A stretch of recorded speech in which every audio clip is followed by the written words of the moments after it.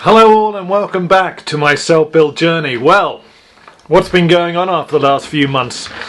Not much, as you can probably gather. There's been a slight, not a pause, but there's a process, and I wanted to discuss with you now what the process is as far as self-building with Dan Wood and what the steps are that they're going through now with me to complete the journey, so to speak.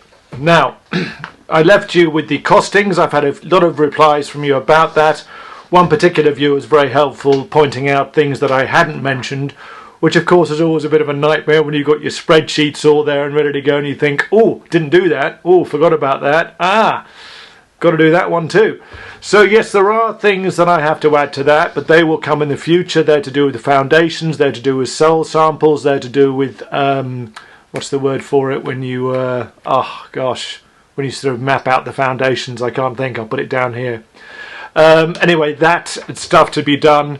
So I'll add those. I'll do a second section on my costings once I get to the foundation and those stages. I can't think of the word, it's just not coming to my head. You're all probably screaming it at the screen now. It's called, Anyway, we are at a situation now. I'm now going to talk you through the process I've been through with Dan Wood to get where I'm at now.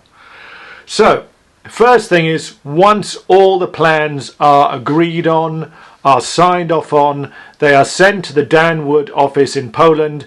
They then double check them, triple check them, check all the electrical drawings, check all the plumbing drawings, everything you've done, any changes they have to do. Those are sent forwards and back until everything is signed off. So once those papers are signed off, then you're on to step number 15, whatever it is. So the next step is, once they've got the signed off approval, once the planning is all signed off, once you've got the static diagrams, they can make an appointment with the person, with the groundworks team I'm using, who they know very well, and they can pull in a slot, so to speak, a slot for him to book in our foundation work. Now, he's very busy. There's lots of other Dan Wood houses being built in the Suffolk-Norfolk area where I live, so he's doing all those one at a time. So now we've got a slot with him, SK Groundworks, to do our plot, to do our foundation in October. So once you've got a time for your groundworks to be done, then the process goes to the next step with Dan Wood, because they know the groundwork's going to be done by October, maybe mid-October. Then they can start planning delivery dates. Now, before that can be done, you have to get building regs sent into the council, sent into the planning department. Now, there's two ways of doing this. You can do it through the council itself. You can use the council for your building regs, or you can use a private company. Now, from talking to various people who have been through this process, I've discovered that probably using a private company is probably more cost effective. If you use the council to do your building regs, every time they come out, they charge you, I think it's about £300 each visit. Now, you don't know how many times they're going to come out. You don't know how many times they're going to be backwards and forwards to the build. So I was recommended, and I did some research into this, to do a private company, and I'm using Stroma because their person at Stroma used to work on the Breckland Council, knows the people on the council, knows the process, and has worked with lots of Dan Wood houses before. So he knows the Dan Wood process. So Stroma are the people I've gone with. They charge, I think it's about 1,000, 1,100 with VAT for the whole process. As you learn, building a house, everything's 1,000, minimum 1,000. Anyway, so that's 1,000, 1,100 for Stroma. So we've got those booked on. And once the building regs also are sent in and approved by the council, then Dan Wood can go to the head office and say everything is in place. So foundation is booked, building regs are in place.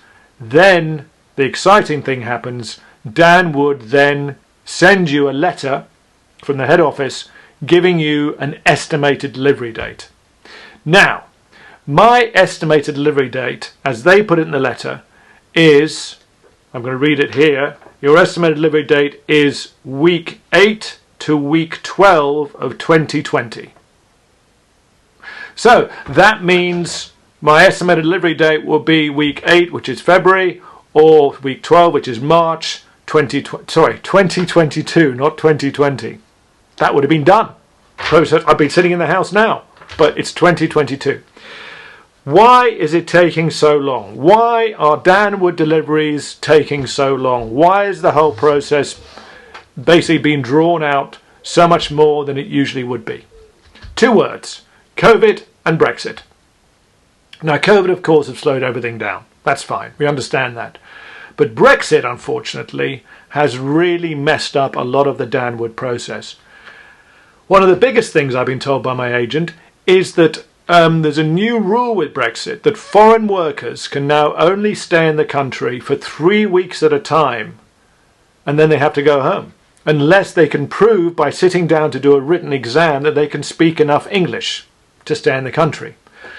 So as the Danwood team is a great Polish team, they use this crack Polish team who come in for 6 to 8 weeks, live near the site and do the build and then go back home again. That's slowing down the whole process. So the stagger effect of that is houses are slow to be built, slow to be delivered.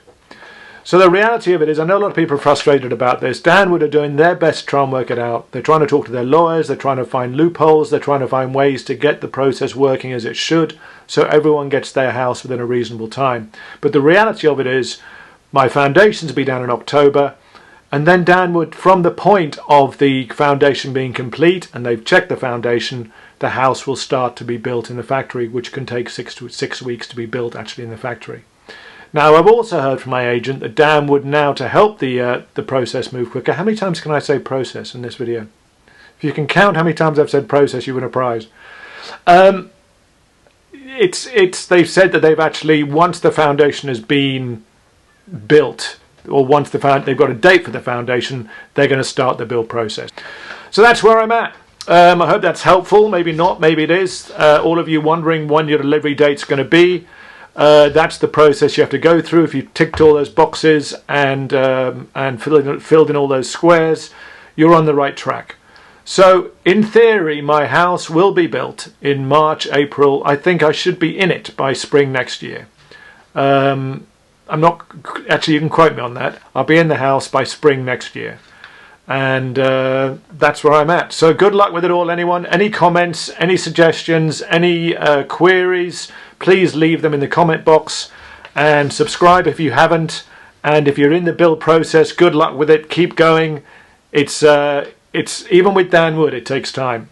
But we're saving so much time on a normal build. Think about that. Once the house is delivered, 6 to 8 weeks, we're in it. Okay, so that's the positive thing, and you know what you're getting, and you know you're getting a great house.